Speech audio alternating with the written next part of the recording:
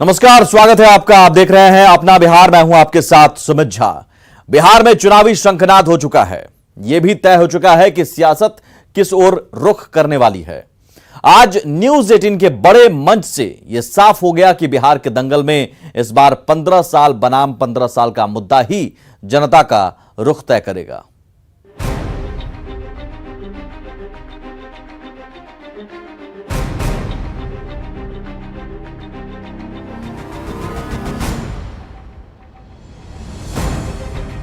चुनाव के 4 महीने पहले सियासत का एजेंडा सेट हो चुका है। साफ हो चुका है कि इस बार बिहार के दंगल में 15 साल बनाम 15 साल के मुद्दे पर ही सियासत की सुई घूमेगी। इस बार शासन के 30 सालों को जनता अपने तकाजे से तौलेगी। निश्चित तौर से 15 साल बनाम 15 साल, यानी 15 साल लालू प्रसाद जी के और 15 साल नीतीश कुमार जी के, यह बड़ा निर्णायक मुद्दा रहेगा। यानी बिहार में पिछले 30 सालों से आरजेडी गठबंधन और एनडीए गठबंधन की सरकारें रही। दोनों गठबंधनों ने लगातार 15-15 साल तक सूबे की सत्ता चलाई। एक बार फिर बिहार चुनावी चौखट पर खड़ा है और नीतीश ही एनडीए के अगुवा हैं, जिसका ऐलान बीजेपी ने तकरीबन साल भर पहले ही कर दिया था। न्यूज 18 के खास कार्यक्रम ई एजेंडा में सुशील कुमार मोदी ने भी बेबाकी से कहा कि युद्ध के दौरान कमांडर बदला नहीं जाता। लड़ाई के बीच में युद्ध के दौरान कभी कमांडर बदला नहीं जाता है, और वह भी वो कमांडर जिसकी छवि एक ईमानदार राजनेता की छवि है, जिस पर आज तक कोई दाग नहीं लगा, कोई भ्रष्टाचार का आरोप नहीं लगा, और जिस व्यक्ति ने गवर्नेंस की एक ऐसी लंबी लकीर खींच दी कि उसको बहुत मुश्किल है कि आगे उस लकीर को कोई पार कर पाएगा। जाहिर तौर पर यह साफ हो चुका है कि इस बार का दंगल 15 साल बनाम 15 साल पर ही होगा। Bureau report, news 18 network. कल आरजेडी को ऐसा जोर का झटका लगा कि राबड़ी देवी तक की कुर्सी खतरे में पड़ गई। पहले 5 एमएलसी ने पार्टी को बाय बाय कहा, फिर रघुवंश प्रसाद सिंह ने आरजेडी के उपाध्यक्ष पद से इस्तीफा दे दिया। आज न्यूज 18 के मंच से इन तमाम सवालों के जवाब आरोप प्रत्यारोप की शक्ल में सामने आए।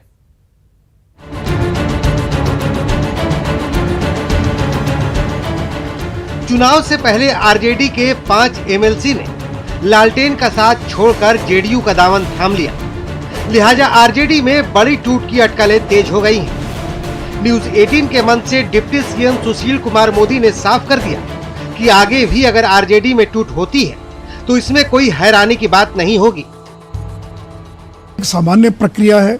अगर कोई आना चाहता है, और संविधान में प्रावधान है कि 2/3 से ज्यादा लोग अगर टूट कर किसी दल में आना चाहें तो वो आ सकते हैं।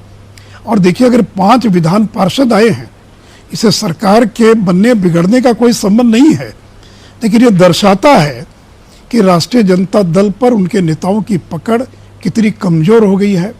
और लोग कोई भी डूबती नाव पर सवार नहीं होना चाहता है। सभी लोगों को मालूम है कि अगली सरकार बिहार में एनडीए की सरकार बनने वाली है। तो जो बेचारे विधान पार्षद, उनको भी लगता है कि भाई जिनकी सरकार उनके साथ रहेंगे तो अपने क्षेत्र का भी ज्यादा काम करा पाएंगे। आरजेडी में टूट के बाद तेजस्वी के नेतृत्व पर सवाल उठने लगे हैं। टूट से बौखलाए तेजस्वी ने जेडीयू पर सेंधमारी के कई तोहमत लगाए। यही नीतीश कुमार जी जनादेश का अपमान किया, इन्होंने ही एलजेपी को तोड़ा, इन्होंने ही बीजेपी को धोखा दिया।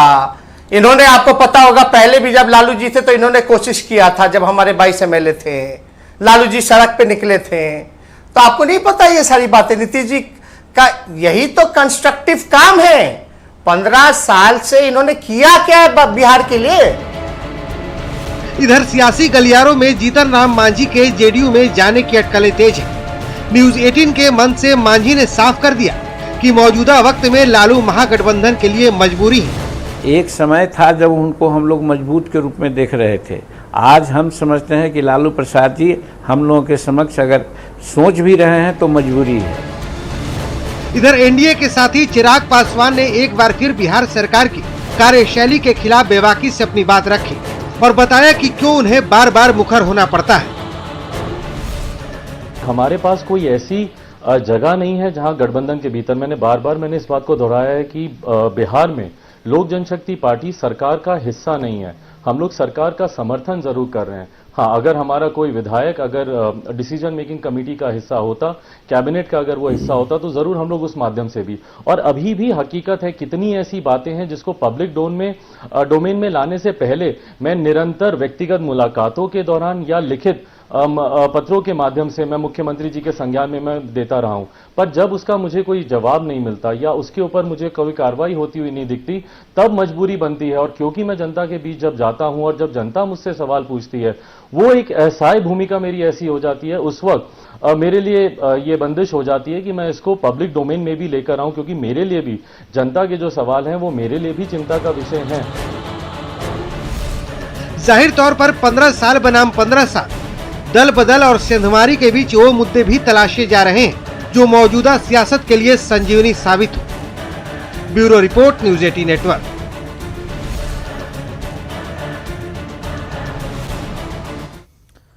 वहीं बॉलीवुड अभिनेता सुशांत सिंह राजपूत के सुसाइड पर अभिनेता शेखर सुमन ने बॉलीवुड में नेपोटिज्म की बात को सिरे से खारिज कर दिया। न्यूज़ 18 के ई एजेंडा बिहार में शेखर सुमन ने कहा कि फिल्म इंडस्ट्री में भाई भतीजावाद नहीं है, लेकिन उन्होंने एक नेक्सस की बात को जरूर स्वीकार किया। फिल्म तो एक तो इंडस्ट्री भी नहीं मानी जाती है और एक खुला महकमा है और एक फ्रीलांस जैसा जो है, फ्रीलांसिंग जैसा एटमॉस्फेयर है, जहां जो भी आए वो वेलकम है। जो कोई भी आ सकता है, कोई भी फिल्में बना सकता है, कोई भी गाना गा सकता है, कोई भी एक्ट कर सकता है, और जिसके पास पैसा है जाहिर है कि वो फिर अपने मन मुताबिक हीरो को चुनेगा, अपने लोगों को उसमें डालेगा, तो उसमें कोई खराबी नहीं है। डॉक्टर्स अपने बेटे को डॉक्टर्स बनाते हैं, पॉलिटिशियंस अपने बेटे को पॉलिटिशियंस बनाते हैं। आगे बढ़ते हैं। विधान परिषद की 9 सीटों के लिए हो रहे चुनाव में विपक्ष को काफी लाभ होगा। जिन 9 सीटों पर चुनाव होना है वो सभी जेडीयू और बीजेपी कोटे की हैं, लेकिन विधानमंडल में सदस्यों की संख्या के हिसाब से इस बार 3 सीटें विधान परिषद में आरजेडी के पास जाएंगी। आरजेडी ने विधान परिषद चुनाव के लिए उम्मीदवारों का चयन कर लिया है। पार्टी ने अति पिछड़ा प्रकोष्ठ के अध्यक्ष प्रोफेसर रामबली चंद्रवंशी, बिस्कोमान अध्यक्ष सुनील सिंह और शिवहर के कारोबारी मोहम्मद फारूक को उम्मीदवार बनाया है। इधर कई दावेदारों के बीच से विधान परिषद की 2 सीटों के लिए बीजेपी ने अपने 2 उम्मीदवारों सम्राट चौधरी और संजय मयूख के नामों की घोषणा कर दी है। जेडीयू ने पहले ही 3 उम्मीदवारों के नाम की घोषणा कर दी है। पार्टी ने पुराने नेता गुलाम गौस, समाजसेवी कुमुद वर्मा और समता पार्टी के काल से जुड़े रहे भीष्म सहनी को उम्मीदवार बनाया है।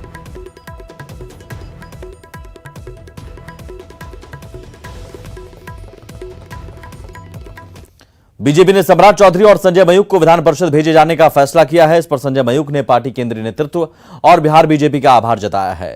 संजय मयूख ने कहा कि वे पार्टी नेतृत्व की उम्मीदों पर खरा उतरने की पूरी कोशिश करेंगे। पार्टी नेतृत्व के भरोसे के लिए बहुत बहुत आभार। जिस तरह से पार्टी ने मेरे जैसे कार्यकर्ता को इस पद के लिए समझा है, मैं पार्टी के केंद्रीय नेतृत्व, प्रदेश नेतृत्व और सभी कार्यकर्ता मित्रों के प्रति बहुत आभार करता हूं। वहीं आरजेडी के 3 उम्मीदवारों ने नामांकन पर्चा भर दिया है। न्यूज़ 18 ने 3 उम्मीदवारों से बात की। सुनील सिंह ने जहां प्रत्याशी बनाए जाने पर लालू प्रसाद और राबड़ी देवी का आभार जताया, वहीं रामबली सिंह चंद्रवंशी ने नीतीश कुमार पर अति पिछड़ों को मूर्ख बनाने का आरोप लगाया। फारूक शेख ने कहा कि वे आरजेडी के छोटे कार्यकर्ता हैं, लेकिन अब जिम्मेदारी बढ़ गई।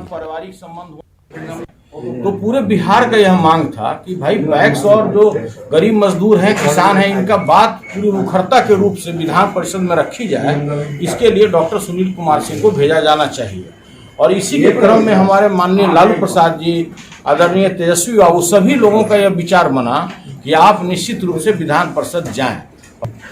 जिस कदम पर लालू प्रसाद जी चलते रहे सामाजिक न्याय के अंतिम व्यक्ति को आगे बढ़ाने की, उसी कड़ी में इनका यह प्रयास है अति पिछड़ा वर्ग के। और आप देखेंगे कि अति पिछड़ा वर्ग के रूप में जब मेरा नाम आया तो नीतीश कुमार जी की बेचैनी बढ़ गई। हम छोटे कार्यकर्ता हैं आरजेडी के, जो पहले से जुड़े हुए कारोबारी का नाम मत दीजिए आप लोग मेरा, हम लोग छोटे हैं और कार्यकर्ता है आरजेडी के। सीएम नीतीश कुमार के एक फोन कॉल के बाद दरभंगा हवाई अड्डे के रास्ते में आ रही अड़चनें दूर हो गई हैं और रनवे के साथ टर्मिनल भवन के काम में भी तेजी आ गई। बता दें कि मुख्यमंत्री नीतीश कुमार आज मधुबनी से पहले दरभंगा में निर्माणाधीन हवाई अड्डे का निरीक्षण करने पहुंचे थे, जहां उन्होंने काम की सुस्त रफ्तार को देखकर वहीं से केंद्रीय नागरिक उड्डयन मंत्री हरदीप सिंह पुरी और एयरपोर्ट अथॉरिटी ऑफ इंडिया के चेयरमैन से फोन पर बात की। हवाई अड्डा के महत्व को देखते हुए जल्द काम पूरा कराने की अपील की। जिसके बाद रनवे और टर्मिनल भवन के बचे हुए काम को तेजी से पूरा करने का निर्देश भी दे दिया गया। एयरपोर्ट अथॉरिटी के डीजीएम ने बताया कि रनवे का 55% काम पूरा हो गया है। मुख्यमंत्री ने टर्मिनल भवन को NH 527B से जोड़ने के लिए अलग रास्ता बनाने और आने जाने के लिए गेट नंबर 1 से रास्ता बनाने का सुझाव दिया है, ताकि दरभंगा एयरपोर्ट का रास्ता अलग रहे।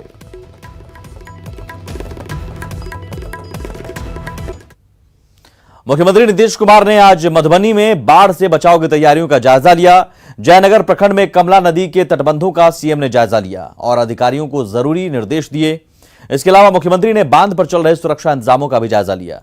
बता दें कि पिछले साल कमला नदी में आई भीषण बाढ़ के चलते क्षतिग्रस्त हुए बांधों के मरम्मत का काम लगभग अंतिम चरण में है, जिसकी मंगलवार को सीएम नीतीश ने समीक्षा भी की थी। कमला बलान के तटबंधों में पहली बार स्टील सीट पाइलिंग भी की जा रही है। जयनगर में करीब 7 से 8 करोड़ की लागत से बांध मरम्मत का काम किया जा रहा है, ताकि बाढ़ आने की स्थिति में लोगों की जान माल की सुरक्षा की जा सके। भारत नेपाल के संबंध का असर बाढ़ सुरक्षा काम पर भी पड़ा है। इसी के मद्देनजर आज नीतीश कुमार ने तटबंधों के काम का जायजा लिया। बिहार के कई इलाकों में बाढ़ का खतरा मंडरा रहा है। गंगा सहित कई नदियां उफान पर हैं। ऐसे में तटीय इलाकों में कटाव से लोगों में दहशत है। प्रशासन सुरक्षा के इंतजामों में जुटा हुआ है। वहीं नेपाल बॉर्डर पर गतिरोध खत्म होने के बाद गंडक बराज के बांध की मरम्मती का काम भी शुरू हो चुका है, लेकिन बगहा से सटे यूपी को जोड़ने वाले हाईवे का हाल काफी बुरा है।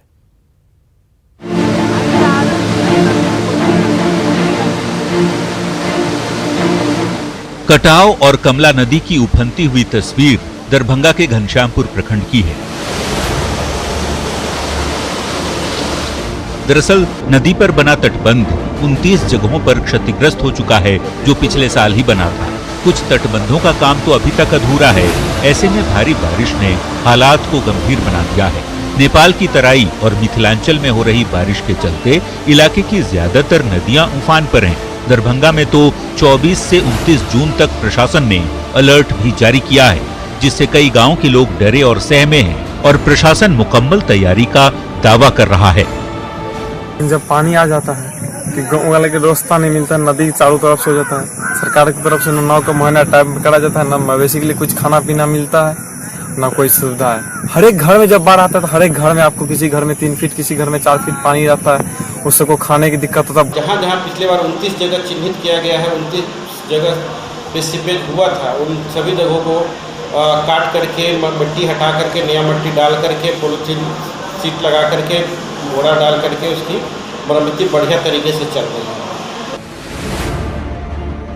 अब जरा इंडो नेपाल बॉर्डर की स्थिति भी देख लीजिए। दोनों ही देशों के बीच गतिरोध खत्म होने के बाद जल संसाधन विभाग की टीम नेपाल स्थित एप्लेक्स बांध पर मरम्मत का काम शुरू कर चुकी है। 45 मजदूरों की टीम के साथ अभियंता काम में जुट गए हैं। हम अभी खड़े हैं वाल्मीकि नगर गंडक बराज पर, जो दोनों देश की सीमा को बांटता है। इसमें गंडक बराज का जो 36 गेट आप देख रहे हैं, इसमें 18 इंडिया में है और 18 नेपाल में है। ठीक इसी तरह आप जो दो सामने बांध देख रहे हैं, सामने का बांध नेपाल का इलाका है, दायां बांध है, और जो बाएं साइड का बांध है ये इंडिया में है और इसको एप्लेक्स दायां बांध है। तो जो सामने का इलाका है उसी में काम होना है और मजदूरों का जत्था आज नेपाल गया है अभियंताओं की टीम के साथ। वहीं बगहा में यूपी बिहार को जोड़ने वाले NH 727 का हाल भी देख लीजिए। ये हाईवे है।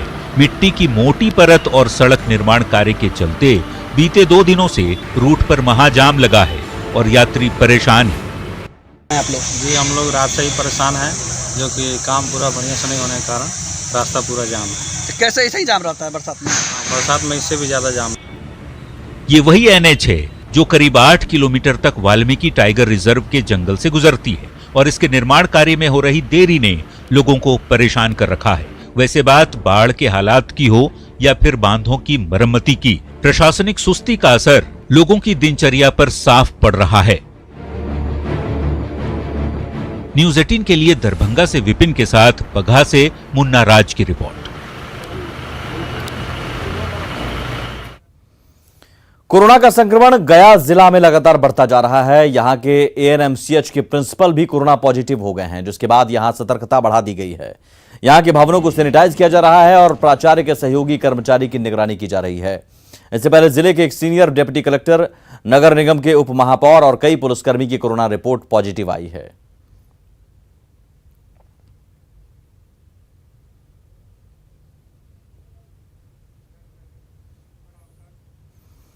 कोरोना काल में जब बिहार में स्वास्थ्य व्यवस्था को दुरुस्त करने के कवायद का दावा आए दिन किया जाता है, ऐसे में गोपालगंज से आई तस्वीर सरकारी सिस्टम की पोल खोल रही है। आखिर क्यों हेल्थ सेंटर के नाम पर छलावा किया जा रहा है, देखिए रिपोर्ट।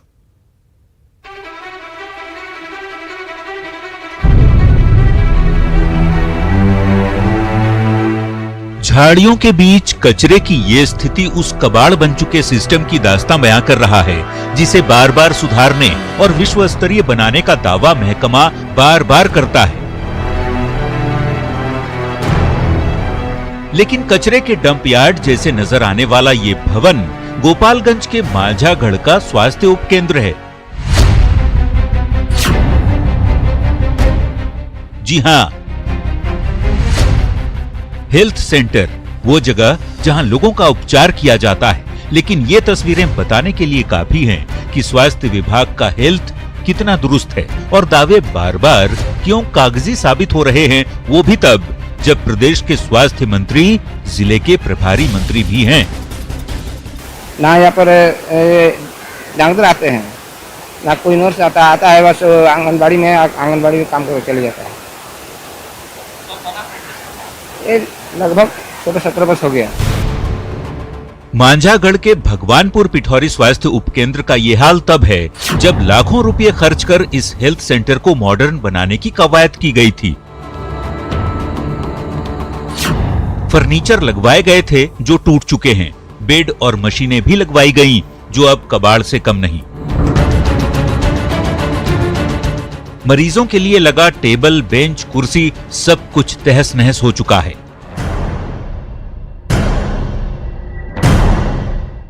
कुल मिलाकर ये हेल्थ सेंटर खंडहर बन चुका है, लेकिन प्रशासन की दलील भी सुनने लायक है। जरा सुनिए। में एक्चुअली यहाँ पर डॉक्टर की कमी रहने के कारण उपकेंद्र में बहुत जगह नहीं है डॉक्टर, लेकिन एएनएम वगैरह है। अगर ऐसी बात है तो उसको हम लोग दिखवा लेते हैं। एएनएम भी नहीं जाती है? हाँ, नहीं जाती हैं तो उनको जाना चाहिए। और अभी आपसे नॉलेज में आया तो उसको हम लोग दिखलवाते हैं। वाह, क्या बयान है जिलाधिकारी का। जनाब जिले के प्रशासनिक मुखिया हैं, तमाम विभागों का लेखा जोखा रहता है इनके पास, लेकिन इन्हें ये पता नहीं कि सालों से किसी प्रखंड का हेल्थ सेंटर बदहाल क्यों है। कब स्वास्थ्य केंद्र कबाड़ खाने में बदल गया, शासन और प्रशासन को ये पता ही नहीं चला। लेकिन एक बात की गारंटी जरूर दी जाती है, देख लेंगे, पता कर लेंगे। वैसे खानापूर्ति का ये सिलसिला कब तक चलेगा, इसका जवाब खुद विभाग के पास भी नहीं है।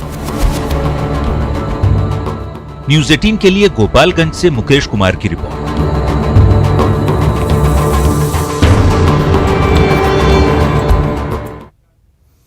और अब खबर कटिहार से, जहां एक युवती ने अपने ही प्रेमी की झाड़ू से जमकर पिटाई कर दी। युवती ने अपने प्रेमी को जमकर खरी खोटी सुनाई और बिजली के खंभे से बांधकर पिटाई कर दी। इस दौरान गांव के लोग तमाशबीन बने रहे। घटना आजमनगर थाना क्षेत्र के पंडाल पंचायत की है, जहां एक प्रेमी ने धोखे से प्रेमिका से शादी रचा ली थी और फिर दिल्ली ले जाकर उसे छोड़कर फरार हो गया था। जिसके बाद वो युवती जैसे तैसे अपने दिल्ली से अपने गांव लौटी, जहां एक बार उसका सामना फरेबी प्रेमी से हुआ। फिर क्या था, युवती का गुस्सा 7वें आसमान पर जा पहुंचा और ग्रामीणों की मदद से प्रेमी को पकड़ लिया और उसके बाद उसकी पिटाई का तमाशा बना दिया। पिटाई का ये वीडियो भी वायरल हो गया। वहीं पुलिस में अभी तक इस मामले में कोई शिकायत की खबर नहीं है।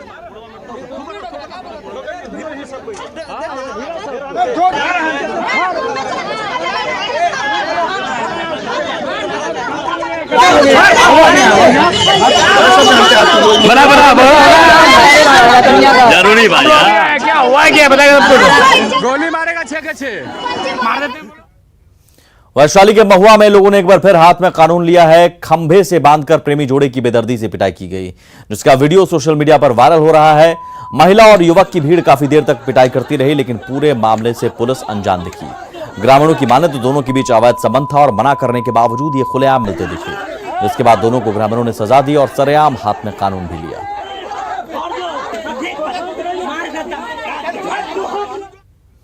खबर भागलपुर से, यहां भी दो गुटों के बीच जमकर मारपीट का वीडियो सामने आया है। लाठी डंडे से लैस लोगों की भीड़ एक दूसरे पर देखिए कैसे टूट पड़ी है। वारदात की यह तस्वीर सजौर थाना क्षेत्र के भंडारवन गांव की है, सड़क पर पानी बहाए जाने के मामूली विवाद में दोनों पक्ष में इतना विवाद बढ़ गया कि जमकर मारपीट होने लगी।